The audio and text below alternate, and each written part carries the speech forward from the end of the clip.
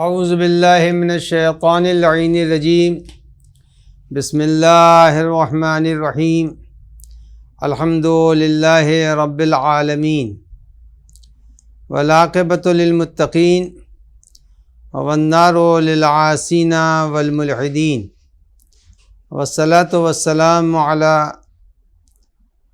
سید الانبیاء والمرسلین خاتم النبیین بالقاسم محمد وعلی آلہ الطاہرین واللعنۃ الدائمۃ الباقیہ علی اعدائہم اجمعین اما بعد فقد قال اللہ الحکیم فی کتابہ الکریم بسم اللہ الرحمن الرحیم اذا جاء نصر اللہ والفتح ورأیت الناس يدخلون فی دین اللہ افواجا فسبح بحمد ربک واستغفرہ انہ کان توابا۔ ناظرین محترم، قرآن مجید کے سورہ مبارکہ کے ذیل میں اب تک جو آپ کی خدمت میں باتیں عرض کی ہیں، آج اس آیت کے ٹکڑے کی طرف اشارہ کرنا ہے جس میں اللہ نے پیغمبر اکرم کو 3 تاکید فرمائی ہے۔ پہلی تاکید فرمائی ہے ارشاد ہو رہا فسبح، اللہ کی تسبیح کیجئے۔ دوسری تاکید ہے کہ اللہ کی حمد کیجئے۔ چوتھی تعریف پیغمبر کو تاکید کی جا رہی ہے واستغفرہ، آپ استغفار کیجئے۔ اور اس کے بعد سے اللہ نے اپنے لیے 2 لفظیں استعمال کی ہیں، اپنے ناموں کو استعمال کیا ہے، ایک رب استعمال کیا ہے اور ایک تواب استعمال کیا ہے۔ فسبح بحمد ربک، اور یہاں ارشاد ہو انہ کان توابا۔ تو اللہ کے 2 نام ہیں، ایک نام ہے رب اور دوسرا نام اللہ کا ہے تواب۔ تو بس انہی 5 چیزوں کی طرف آج کی اس تقریر کا پہلا حصہ ہوگا کہ ارشاد ہو رہا فسبح، اللہ کی تسبیح کیجئے۔ دیکھیے، پروردگار عالم کی 2 مخصوص تعریف کی گئی ہے کہ صفات ثبوتیہ اللہ میں ہیں اور صفات سلبیہ اللہ میں ہیں۔ ہر انسان کے اندر یہ چیزیں جھلکتی ہیں، مگر اس کو اس طرح سے نہیں کہا جاتا، اس کا دوسرا انداز ہے۔ کچھ چیزیں، مثلا ایک آدمی ہے جس کے اندر سخاوت ہے تو اس کو صرف سخی کہا جائے گا۔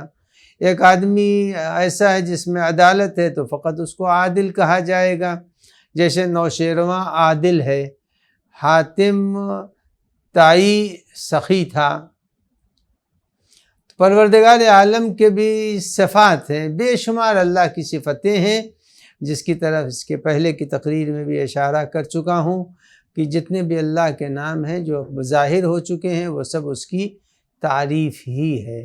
تو جو چیزیں اللہ کے لیے معصومین نے اجازت دی ہے، ہم اس کو اسی نام سے یاد کر سکتے ہیں، اپنی طرف سے اللہ کو کوئی نام نہیں دے سکتے۔ مثلا فیاض عربی کی لفظ ہے، سخی عربی کی لفظ ہے، لیکن ہم اللہ کو نہ فیاض کہہ سکتے ہیں نہ سخی کہہ سکتے ہیں، جبکہ ہے، رعوف ہے، لطیف ہے، سب ہے، لیکن ہم اللہ کا کوئی نام نہیں رکھ سکتے ہیں۔ اللہ کا نام خود اس نے اپنا نام رکھا ہے، اپنے صفت کو بیان کیا ہے۔ تو جو چیزیں اللہ میں پائی جاتی ہیں اس کو کہتے ہیں صفات ثبوتیہ۔ اور جن چیزوں کو ہم اللہ کے لیے روا نہیں رکھتے، مثلاً ایک شریف النفس انسان کے لیے آپ کبھی نہیں کہہ سکتے کہ یہ آدمی نہایت شریف ہے، تو اس کو آپ بدتمیز نہیں کہہ سکتے ہیں، یعنی اس کی خوبیوں پر آپ بدنما دھبا نہیں لگا سکتے ہیں۔ تو اللہ کے ناموں میں سے جو نام اس نے بیان کیے ہیں یا معصومین نے دعاؤں میں ذکر کیے ہیں، ان تمام ناموں کو ہم صفات ثبوتیہ سے تعبیر کرتے ہیں۔ اچھا، اور جو چیزیں اللہ کے اندر ہم نے روا نہیں سمجھی ہیں معصومین کے زبان میں، ان کو کہتے ہیں صفات سلبیہ، یعنی وہ چیزیں جو اللہ میں نہیں پائی جاتی۔ یہ کہنا اردو کی مجبوری ہے، ورنہ یہ بھی قابل اعتراض چیز ہے کہ جو چیز اللہ میں نہیں پائی جاتی، پر اس کی طرف ہم اس وقت اشارہ نہیں کرنا چاہتے ہیں۔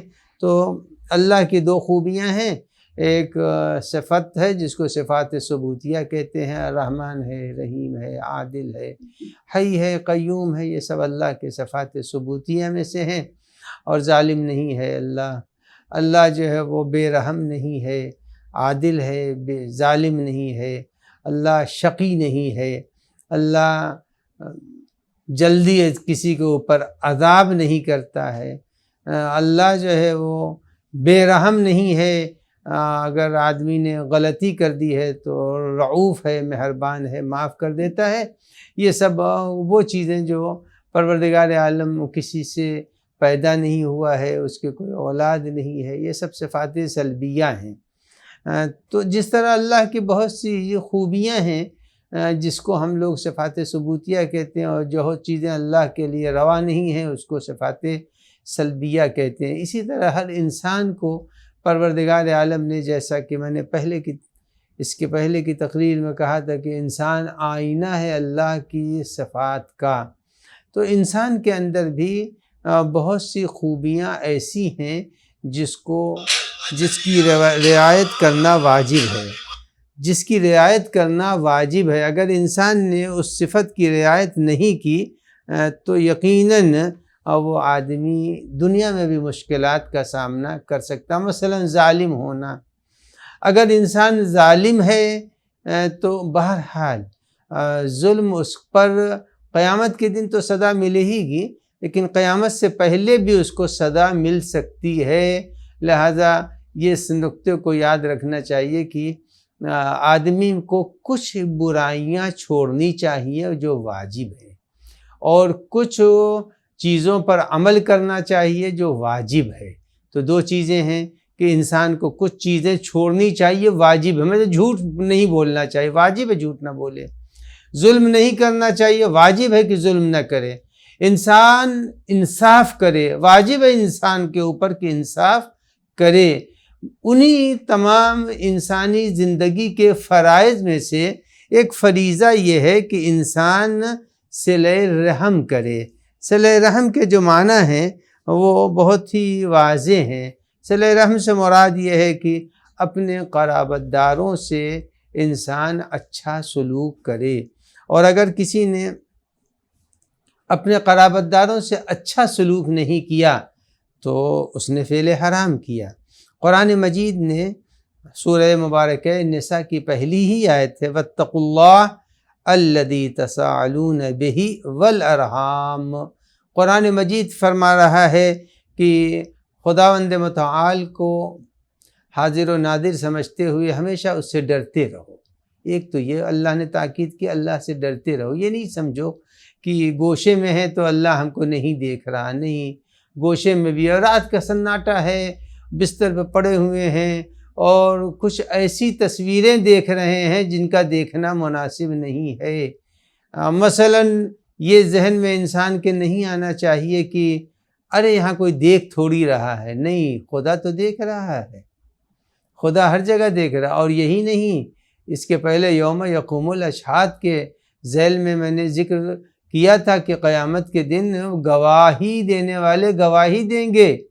لہٰذا اگر انسان ٹرین میں چل رہا ہے اور ٹرین میں چلتے ہوئے وہ ایسی تصویریں دیکھ رہا ہے، ایسے یوٹیوب کے دیکھ رہا ہے، تو جتنے دور وہ دیکھتا ہوا جا رہا ہے وہ ساری کے ساری زمین گواہی دے گی قیامت کے دن کہ اس نے گزرتے وقت ہم پر گناہ کیے ہیں۔ اسی لیے روایتوں میں آیا ہے کہ اس کو میں یوں سمجھا دوں کہ مثلا 2 رکعت نماز 2 منٹ میں آدمی پڑھتا ہے، لیکن یہی نماز اگر اس نے ہوائی جہاز میں پڑھ لی ہے تو 2 منٹ میں ہوائی جہاز بہرحال 10 کلومیٹر تو چلا ہی جائے گا، تو 10 کلومیٹر کی یہ زمین گواہی دے گی کہ اس نے ہمارے اوپر سے نماز ادا کی ہے۔ تو جس طرح سے زمین گواہی دے گی اسی طرح سے یہ اعضاء و جوارح بھی گواہی دیں گے۔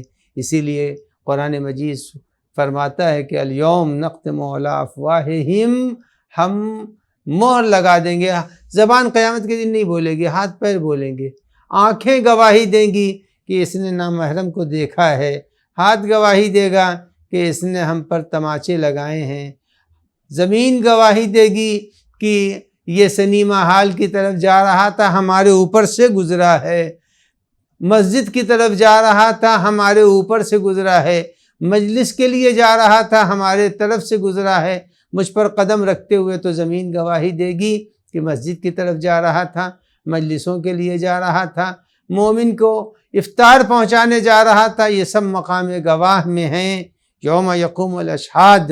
اس کے بعد اب جو سوال ہوگا قیامت کے دن، سب سے بڑا سوال یہ ہوگا، اللہ سے تم ڈرے یا نہیں ڈرے؟ ایک بات، تساءلون بہ الارحام، قیامت کے دن سوال ہوگا کہ تم نے اپنے قرابت داروں کے ساتھ کیا کیا۔ اس کا دائرہ بہت وسیع ہے۔ کس کو کہتے ہیں قرابت دار؟ دیکھیے قرابت دار دو طریقے سے ہوتے ہیں، ایک وہ ہیں جو سگے بھائی بہن ہیں، ایک وہ ہیں جن کو نسبی اور ایک سببی۔ اب دونوں کی وضاحت کر دوں۔ دیکھیے وہ رشتے، آسان سی پہچان ہے صلہ رحم میں، وہ رشتے جن سے نکاح نہیں ہو سکتا ہے ان کو کہتے ہیں ارحام۔ بعض نے کہا نہیں، وہ رشتے بھی اس میں شامل ہیں جو بعد میں ان سے عقد ہو سکتا ہے، ان کو بھی صلہ رحم میں شامل کیا۔ اس کی وضاحت میں کر دوں، مثلا سگی خالہ، سگی بہن، سگی پھوپھی، بیوی کی موجودگی میں سالی، ساس، یہ سب وہ افراد ہیں جن کو بعض افراد نے، بعض علماء نے سب کو صلہ رحم کے دائرے میں، یعنی آدمی کو چاہیے کہ ان لوگوں سے رشتہ داریاں ہیں تو ان سے تعلقات توڑنا نہ چاہیے، تعلقات کو باقی رکھنا چاہیے۔ عید کا دن آ رہا ہے، 15 ماہ مبارک رمضان آنے والی ہے انشاءاللہ۔ اب اس دن ایک ایک فون کر دے سارے عزیزوں کو، آپ کیسے ہیں، امام حسن مجتبیٰ کی ولادت مبارک ہو۔ اب اگر یہ کر دیا تو اب قرآن مجید کہتا ہے تساءلون بہ والارحام، تم سے میں پوچھوں گا تم نے قرابت داروں کے ساتھ سلوک اچھا کیا یا اچھا نہیں کیا۔ تو اب یہ یاد رکھیے گا، سورہ مبارکہ ارحام میں، سورہ مبارکہ نساء میں اللہ نے سوال کیا ہے، یاد رکھنا میں تم سے پوچھوں گا کہ تم نے اپنے قرابت داروں سے رابطے کیسے رکھے۔ تو اب جتنے بھی عزیز و اقارب ہیں، چچا زاد بھائی، چچا زاد بہن، پھوپھی زاد بھائی، پھوپھی زاد بہن، ماموں زاد بھائی بہن، خالہ زاد بھائی بہن، جتنے ہیں ان لوگوں سے روابط رکھنا چاہیے، اگرچہ ان میں بہت سے جو ہیں، بہت سے ایسے ہیں جن سے شادیاں ہو سکتی ہیں۔ تو دونوں طرح کے علماء نے ارحام کی تشریح کی ہے۔ بعض کہتے ہیں بہرحال ہم کو دونوں کو جمع کر دینا چاہیے اور جمع کر کے تمام اپنے قرابت داروں سے رابطہ رکھنا چاہیے۔ تو اب آئیے، یہ تو ہوئے پہچان کی کون لوگ صلہ رحم کے دائرے میں آتے ہیں۔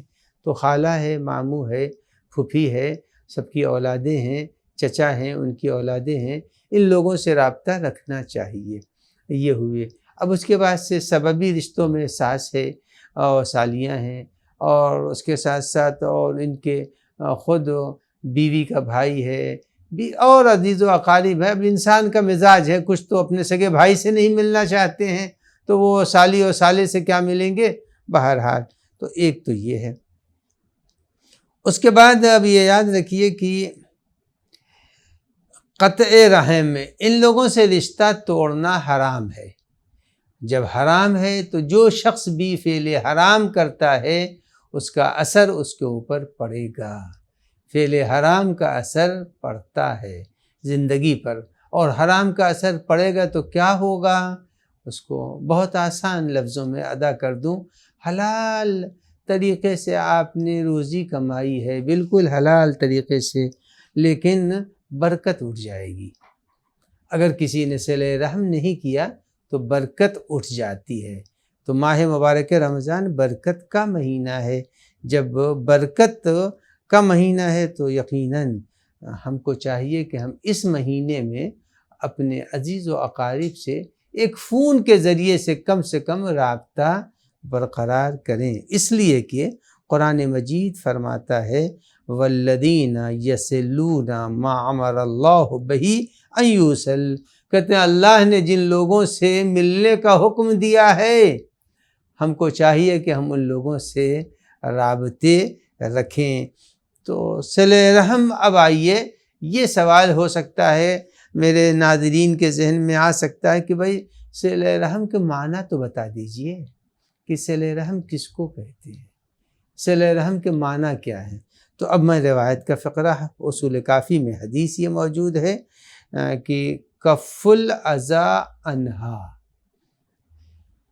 روایت کہتی ہے کہ ان لوگوں سے اذیت کو دور کرنا۔ اب معلوم یہ ہوا کہ ہماری کسی سے نظریاتی طور سے دوریاں پیدا ہو گئی ہیں، اختلاف نظر ہے، اب ہم ان کو کوشش یہ کر رہے ہیں کہ ان کو اذیت دیں، ان کو ایذا پہنچائیں، ان کو نقصان پہنچائیں۔ تو فرمایا معصوم نے کہ کف الاذی عنہا، قرابت داروں کو اذیت نہ دینا یہی ہے صلہ رحم، قرابت داروں کو اذیت دینا یہ ہے قطع رحم، یعنی رابطہ توڑنے کا نام ہے اذیت دینا اور رابطہ جوڑنے کا نام ہے صلہ رحم۔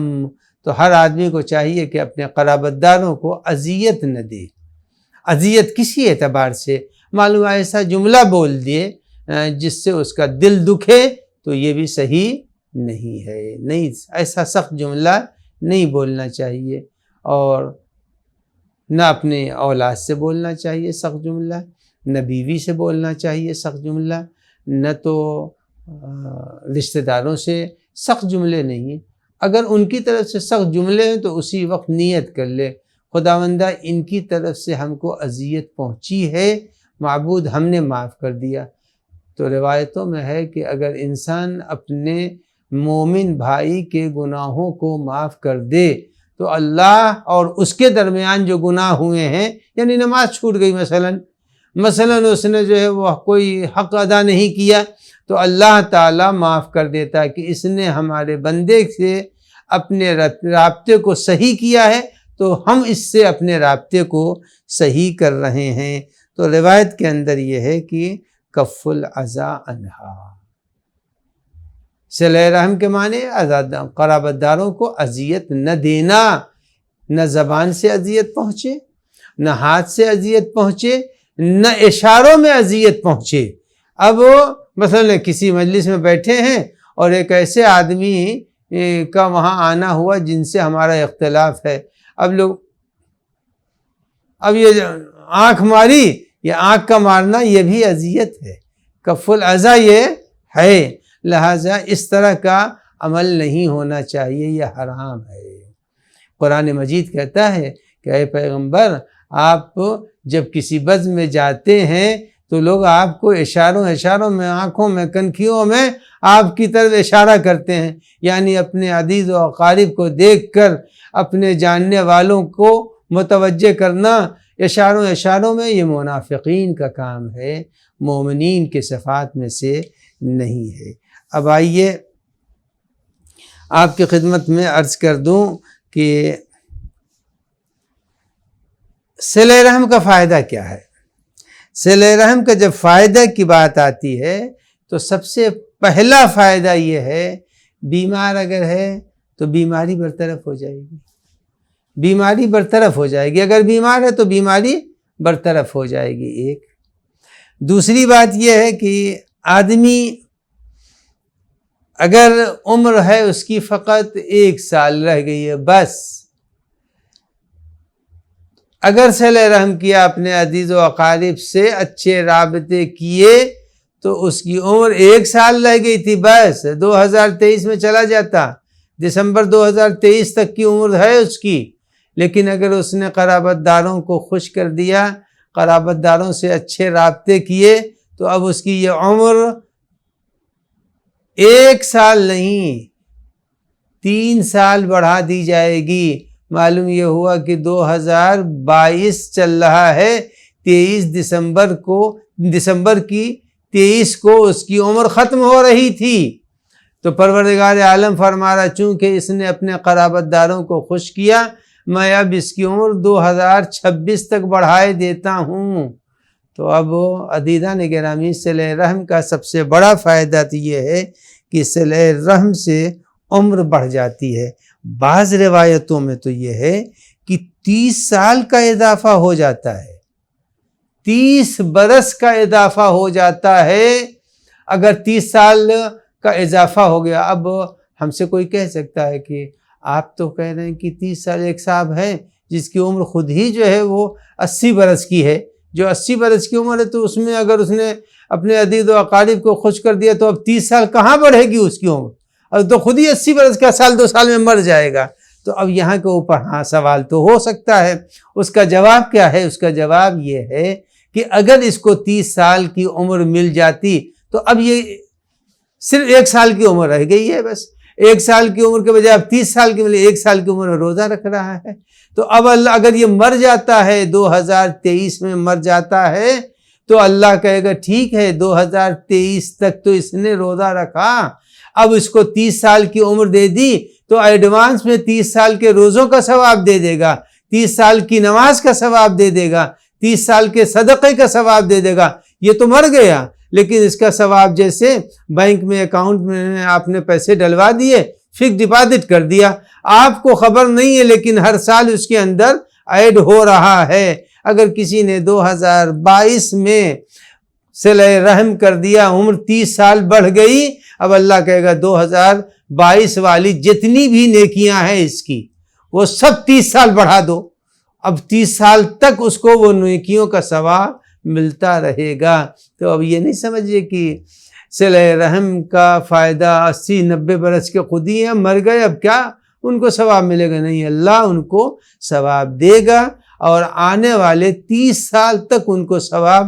اب اس کو ہم عام سی زبان میں کہ ایک شخص نے 90 برس کی عمر میں ایک درخت لگا دیا، درخت لگایا ہے، آج اس نے اب یہ درخت 30 سال تک درخت پھل دیتا رہے گا، تو پھل اس کی اولاد کھائے گی، یہ تو نہیں کھائے گا، مگر درخت لگانے کا فائدہ اس کو پہنچتا رہے گا کہ تمہارے ایک درخت کے نیچے ایک شخص نے آ کر کے ٹھنڈی سانس لی تھی۔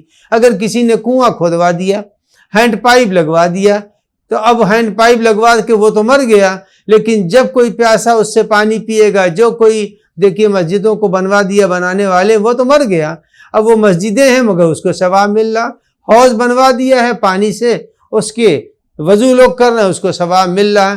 تو اگر دنیا میں کسی نے ایک مسجد بنوا دی، ایک ہینڈ پائپ لگوا دیا، ایک کنواں بنوا دیا، ایک مسافر خانہ زائرین سید الشہداء کے لیے بنا دیا، تو جب تک وہ عمارت رہتی ہے مرنے والا مر گیا، لیکن ثواب اس کو ملتا رہتا ہے۔ اللہ بھی یہی کہتا ہے کہ تم صلہ رحم کرو، ہم تمہارے نامہ اعمال کو 30 سال کے لیے ایکٹیو کر دیں گے، KYC کی ضرورت نہیں ہے، KYC کے بغیر تمہارا اکاؤنٹ چلتا رہے گا۔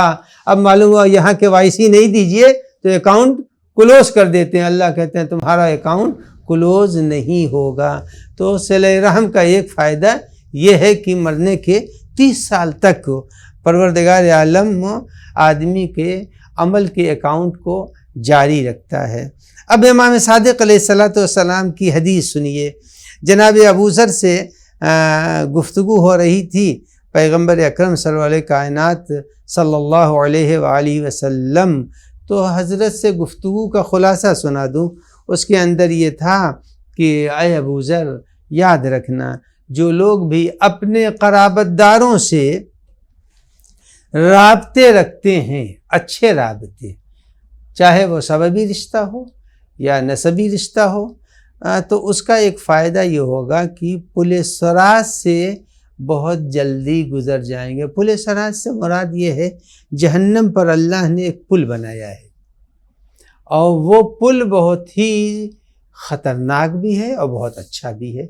خطرناک اس اعتبار سے ہے کہ جو بھی اس پل کے اوپر چلے گا، چلنا سب کو ہے، کوئی بھی ایسا نہیں ہے جو اس پل کے اوپر نہ چل سکے۔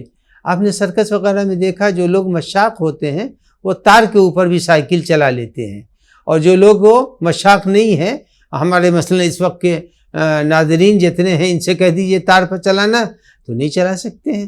تو معلوم ہے کہ وہ پل صراط بھی کچھ ایسے ہی ہے، وہاں پر جن لوگوں نے اپنے قرابت داروں سے اچھا سلوک کیا ہے وہ وہاں پر ایسے گزر جائیں گے جیسے ہمیشہ ایک نارمل راستہ ہے اس کے اوپر چلے گئے، کوئی نہ ان کو خوف ہے نہ ہراس ہے۔ اور اگر کہیں کوئی شخص گنہگار ہے، گزرنا تو یزید کو بھی ہے، شداد کو بھی ہے، شمر کو بھی ہے، صدام کو بھی ہے، اور جتنے بھی دنیا کے اندر ظالم ہیں سب کے نام کہاں سے سب کو پہچان سب کی موجود ہے۔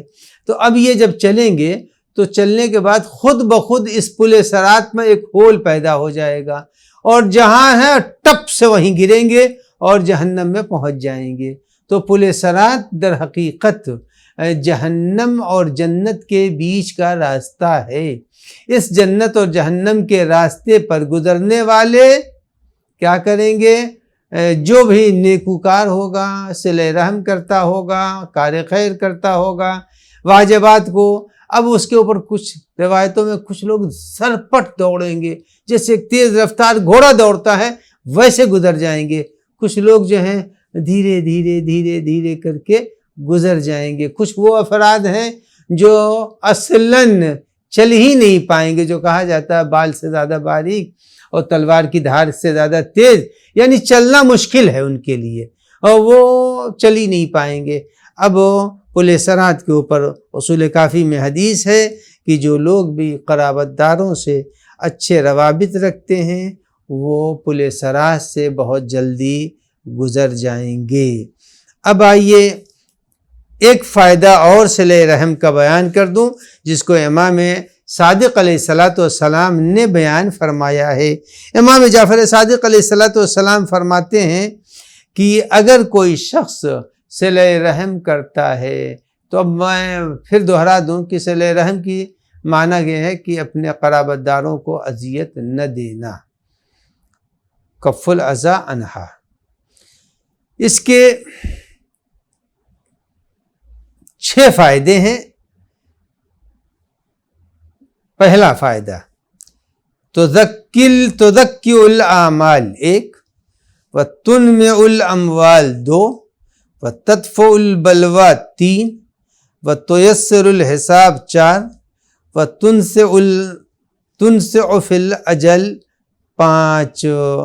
اب یہ 5 چیزیں ہیں، 6 نہیں 5 چیزیں ہیں جو اصول کافی میں بیان کی ہے امام جعفر صادق علیہ السلام نے، کہ سب سے پہلی چیز جو اس مہینے کے لیے بہت واجب ہے، جو بھی ہماری اس تقریر کو سن رہے ہیں وہ ہمیشہ آدمی کوشش یہ کرتا ہے کہ ایسا ہو کہ ڈبل فائدہ ہو جائے، ٹربل فائدہ ہو جائے۔ ہمیشہ فائدہ کو چاہتا ہے کہ 1 سے 2 ہو جائے، 2 سے 3 ہو جائے، 3 سے 4 ہو جائے، فائدہ اس کو زیادہ ہونا چاہیے۔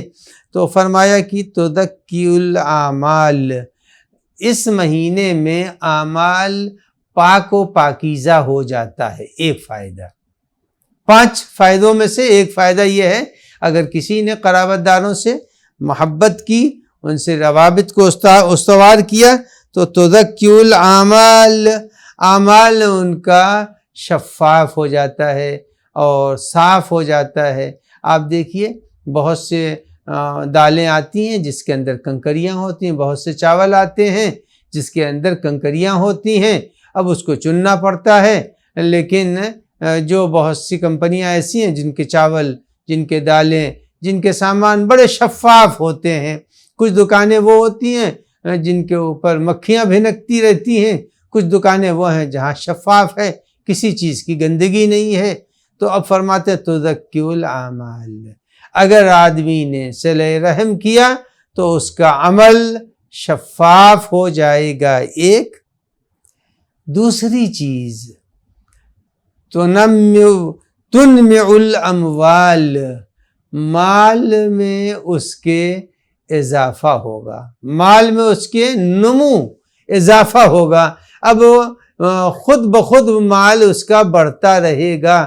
آپ دیکھیے درخت کو آپ نے 1 دن لگا دیا، پودا لگا دیا، خود بخود اس پودے کے اندر پھل بھی آ رہا، ہری پتیاں بھی آ رہی ہیں، شاخیں بھی آ رہی، وہ خود ہی جو ہے وہ زمین سے، درخت آپ نے ایک دن لگایا ہے مگر زمین سے وہ غذا لے رہا ہے درخت، اور اس کی پتیاں ہری ہیں، پھول بھی آ رہے ہیں، کلیاں بھی آ رہی ہیں، سب کچھ ہے۔ تو تنمع الاموال، مال میں نمو اور اضافہ ہوتا رہے گا۔ تو صلہ رحم کا دوسرا فائدہ۔ اب تیسرا فائدہ عجیب و غریب امام نے فرمایا ہے، یہ چھٹے امام کی حدیث ہے، وَتَدْفُعُ الْبَلْوَىٰ، اور آدمی بلاؤں سے بچا رہتا ہے۔ بلاؤں سے بچنے کے لیے بہت سے عمل ہیں، اس میں ایک یہ بھی ہے، صدقہ بھی ہے کہ صدقہ انسان کو بلاؤں سے بچاتی ہے۔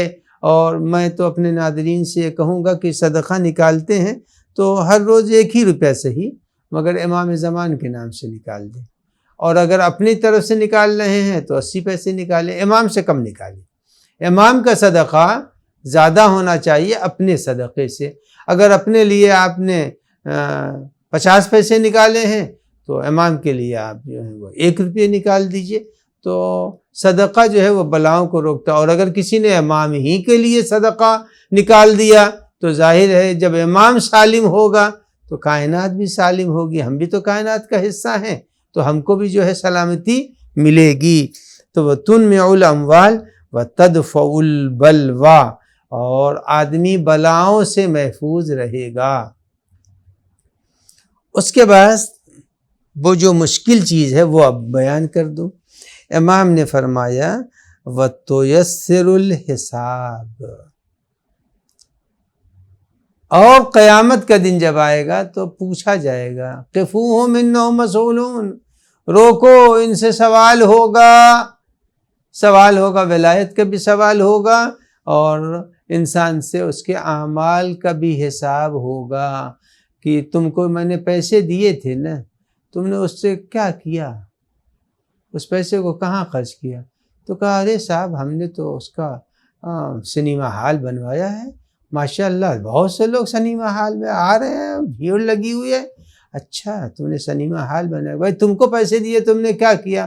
کہا صاحب ہم کیا کریں، ہم نے یہی سمجھا، آئے تھے ایک مولانا صاحب، انہوں نے کہا ہم کو مسجد بنوانا، ہم نے ان کو سارا پیسہ مسجد بنانے کے لیے دے دیا۔ کہا اچھا تم نے مسجد بنوائی ہے، تو اب ان کا حساب وہ کم ہوگا، ان کا حساب زیادہ ہے، آپ نے سنیما بنوایا ہے نا، ماشاءاللہ۔ چلیے تو اب جتنے بھی اس کے اندر آئے ہیں، سنیما دیکھا ہے اور فلمیں دیکھی ہیں، سب کے ڈنڈے تو آپ ہی کو کھانے پڑیں گے۔ تو اب وہ تُيَسِّرُ الْحِسَابُ، اگر صلہ رحم کیا آدمی نے، قرابت داروں سے اچھے سلوک کیے ہیں تو پروردگار عالم کہے گا کہ حساب ان کا آسان کر دو، بہت دقت سے حساب نہیں لو، ایک ایک چیز کا حساب ان سے نہ لو، چھوڑو ہٹاؤ، اس لیے کہ ہمارے ہی تو دیا ہوا کھایا ہے۔ جب وہ کہہ رہا ہم چھوڑو ہٹاؤ، اب کیا ہے ان سے کیا ہم ایک ایک چیز کا حساب لیں، ہمارے ہی تو پیسہ لگایا ہے، چھوڑو ہٹاؤ۔ بہت سے لوگ ہوتے ہیں جن کی کمپنیاں ہوتی ہیں اور ان کے جو افراد ہوتے ہیں آڈٹ کرنے والے آتے ہیں، کہتے ہیں صاحب آپ کی کمپنی میں حساب صحیح نہیں ہے۔ تو کہا بھائی کس نے حساب صحیح نہیں دیا؟ کہا یہ جو آپ کے ہیں اکاؤنٹنٹ صاحب، یہ صحیح حساب ان کا، چھوڑیے ہٹائیے جانے دیے، کتنا کمی آ رہی ہے؟ کہا صاحب اتنی کمی ہے۔ کہا ٹھیک ہے اتنی کمی کو آپ ہمارے اکاؤنٹ میں ڈال دیجیے۔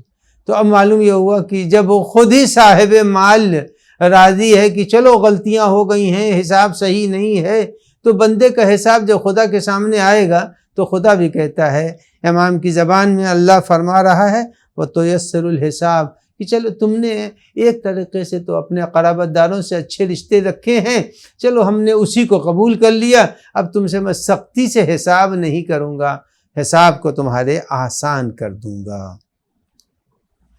اس کے بعد سے اب یہ 5ویں چیز وَتُنْسِعُ فِي الْأَجَلِ، اور اب یہ یہاں کے اوپر انسان جو ہے عمر میں اس کی اضافہ ہوگا، اور اجل اور موت جو اس کی ہے وہ اس کی ٹلتی رہے گی۔ تو اب معلوم یہ ہوا، پہلے بھی بیان کر چکا ہوں کہ موت انسان کی عمر بڑھے گی تو موت اس کی ظاہر ہے اس کا دروازہ بند ہو جائے گا اور حیات کا دروازہ اس کے اوپر کھلتا رہے گا۔ اور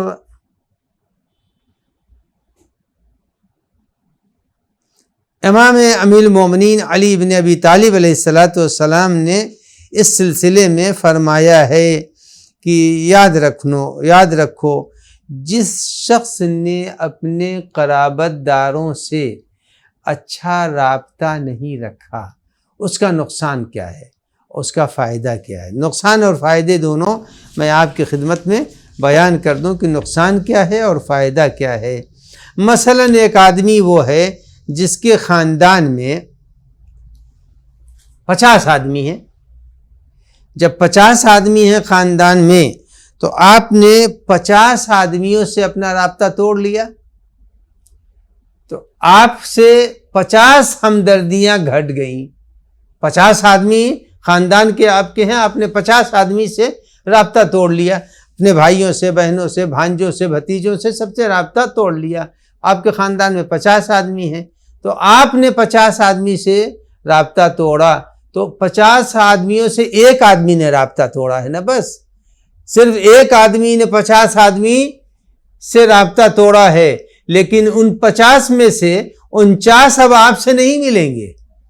آپ نے ایک آدمی سے آپ نے رابطہ توڑا ہے تو ان کے اوپر کوئی اثر نہیں، وہ تو ابھی 49 ہیں نا، وہ 49 آپس میں مل رہے ہیں، آپ اکیلے پڑ گئے۔ لیکن جب وہ چھوڑیں گے آپ کو تو نتیجہ کیا ہوگا کہ 49 آدمی آپ سے دور ہو جائیں گے۔ تو امیر المومنین علی ابن ابی طالب علیہ السلام نے فرمایا کہ تم یاد رکھو کہ اگر تم نے قرابت داروں سے رابطہ نہیں کیا تو تم چھوٹ جاؤ گے، کوئی تمہاری طرف متوجہ نہیں ہوگا، اور جب خاندان کسی کا کمزور پڑتا ہے تو پھر وہ ہر جگہ کمزور پڑ جائے گا۔ پیغمبر سے بدلہ لوگ لینا چاہتے تھے لیکن لے نہیں پائے، چونکہ بنی ہاشم بہت تھے۔ انہوں نے کہا میں کس سے بدلہ لوں گا؟ اسی لیے شب ہجرت جب پیغمبر کے قتل کا منصوبہ بنایا گیا تو اس وقت آپس میں ہی حیران تھے کہ اگر رسول اللہ کو ہم لوگوں نے قتل کر دیا، آج کی رات وہ اپنے گھر میں ہیں، تو اب ہم بنی ہاشم سے کیسے بدلہ لیں گے؟ ایک تھوڑی ہے، پورا کا پورا خاندان ہے بنی ہاشم کا، اور ان میں سینکڑوں افراد ہیں، اور جرار جیسے، عقیل جیسے، اور ابو طالب جیسے، اور حمزہ جیسے، یہ سب کے سب ان کے اندر پائے جا رہے ہیں۔ ابو طالب بھی ہیں، حمزہ بھی ہیں، عبد المطلب بھی ہیں، اور یہ پورے کا پورا خاندان ہے۔ تو چلیے اب جناب عبد المطلب دادا تھے، وہ اس وقت نہیں تھے رسول اللہ کی ہجرت کے وقت میں، لیکن اور تو خاندان کے اسد تھے وغیرہ وغیرہ، یہ سب موجود تھے۔ تو اب لوگوں کو خوف معلوم ہوا کہ ہم ان سے بدلہ نہیں لے سکتے ہیں۔ تو جس کا خاندان مضبوط ہوتا ہے اس کا انتقام جلدی نہیں کوئی لیتا۔ تو امیر المومنین علی ابن ابی طالب علیہ السلام نے فرمایا کہ اپنے قرابت داروں کی محبت سے اپنے کو دور نہ کرو۔ قرابت داروں کی محبت تم کو مضبوط بناتی ہے، اور جو لوگ اپنے قرابت داروں کی محبت سے محروم ہوتے ہیں ٹوٹ جاتے ہیں۔ اسی لیے مشہور واقعہ ہے کہ ایک شخص کے 8 لڑکے یا 7 لڑکے تھے۔ اب اس نے اپنے مرنے کے قریب اپنے لڑکوں کو جمع کیا، اور جمع کرنے کے بعد سے سب کو ایک ایک لکڑی دے دی، ایک ایک اتنی بڑی لکڑیاں دے دی، اور اپنے 7 لڑکوں سے یہ کہا کہ ان کو توڑو، تو سب نے توڑ دیا، چٹ چٹ ٹوٹ گئی۔ اس کے بعد انہوں نے پھر 7 لکڑیوں کو اکٹھا کر کے ایک بنڈل بنایا، اور بنڈل بنانے کے بعد سے کہا اب ایک کو دیا کہ اس کو توڑو، تو ٹوٹ ہی نہیں رہی ہے، دوسرے کو دیا ٹوٹ نہیں رہی، تیسرے کو دیا۔ 7 بیٹوں نے کوشش کی مگر وہ ایک لکڑیوں کا 7 لکڑیوں کا بنڈل ٹوٹ نہیں سکا۔ جب ٹوٹ نہیں سکا تو پھر باپ نے بچوں کو نصیحت کی مرنے سے پہلے، یاد رکھنا اگر تم اکیلے رہو گے تو زمانہ تم کو توڑ دے گا، اور اگر تم سب کے سب ملے رہو گے تو کوئی تم کو توڑ نہیں سکتا ہے۔ تو عزیزان گرامی، خدا بھی یہی کہہ رہا ہے کہ تم اپنے قرابت داروں سے رابطہ رکھو تاکہ تمہاری حمایت ہوتی رہے گی، اور اگر تم نے اپنے قرابت داروں سے رشتہ نہیں رکھا تو تم سے تمہارے 50 آدمی دور ہو جائیں گے، ان سے تم ایک اکیلے تم چھوٹو گے، لیکن تم سے تمہارے 50 آدمی چھوٹ جائیں گے۔ تو عزیزان گرامی، اس نقطے کو یاد رکھنا چاہیے کہ پروردگار عالم ہم سے سوال کرے گا قیامت کے دن ہمارے اعمال کا بھی اور ہمارے اس رشتے کا بھی۔ تو تساءلون بہ والارحام۔ عزیزان گرامی، اسی کے اوپر آج کی میں تقریر کو تمام کرتا ہوں، اور اپنے سوالات میں سے جو سوال آپ کی خدمت میں ہے، پہلے یہ بتائیے کہ وہ 5 چیزیں کون سی ہیں جو صلہ رحم کے بعد آدمی کی زندگی کے لیے حکم دیا گیا ہے، وہ 5 کون سے فائدے ہیں اسے بیان کیجئے۔ دوسری چیز یہ ہے کہ آدمی کو حدیث امام کے ذیل میں 5 فائدے بیان کیجئے، اور صلہ رحم کے کتنے فائدے ہیں جن کو میں نے اس وقت کی تقریر میں بتایا ہے۔ کم سے کم ان فائدوں میں سے 3 کو بتانا چاہیے۔ اور سب سے بڑی گزارش یہ ہے کہ مرحومہ مہربانو بنت سبط نبی صاحب اور مرحوم صفدر حسین فرزند حیدر حسین صاحب کے لیے آپ سورہ فاتحہ کی تلاوت فرما دیں۔ اللہم صلی اللہ علیہ وسلم۔